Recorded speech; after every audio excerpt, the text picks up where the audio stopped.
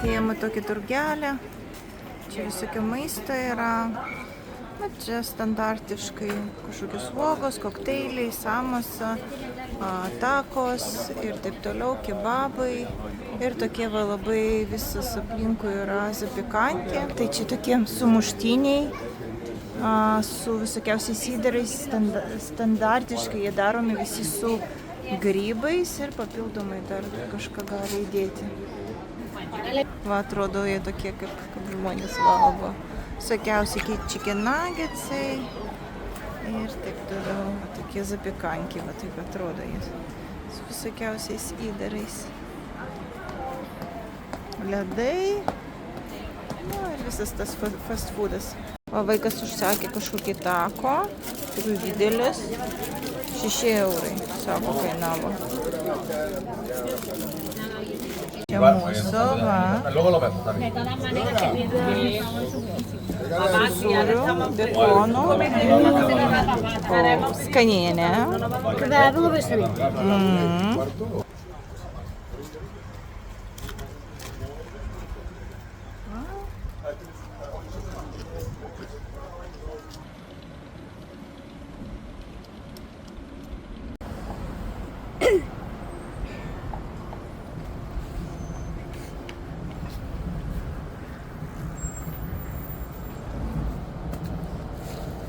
Pirmą mes ėjom per va šitą tiltą, kur buvo balansuojančios figūros.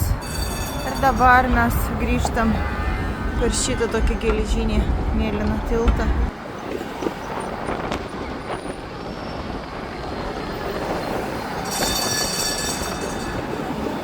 Penktą valandą vakaro. Šiandien visą dieną pagrinde vaikščiojom po miestą. Ėjom į žydų kvartalą. Labai kažko ypatingo nepamatėm, bet buvo labai smagu pasivaikščiot. Vaikai pažaidė kartu, praleidom laiką, jau pakankamai pavargom po visų šitų dienų. Tai nusprendėm vakarą praleisti ramiai, pagulėsim, pažaisim, gal rytoj mes atsikelsim ir važiuosim į kitą miestą tada. Keletą žodžių norėčiau pasakyti apie parkingą. Jis yra mokamas Krokuvoje visur, ypatingai centre. Tai šalia mūsų viešbučio parkingas kainuoja 6 zlotus, plus 6 procentai nuo sumos yra mokestis, o trupučiuką toliau kainuoja 4 zlotus ir taip pat 6 procentai mokestis. Tai praktiškai centre ir aplink centro neįmanoma pastatyti nemokamai. Tai jeigu važiuojate į Krokuvą, tai būkite pasiruošę papildomai dar susimokėti apie 10 eurų arba trupučiuką daugiau už parkingą per dieną. Gerai prie mamytės. Geriausiai. Visą dieną vienas buvo.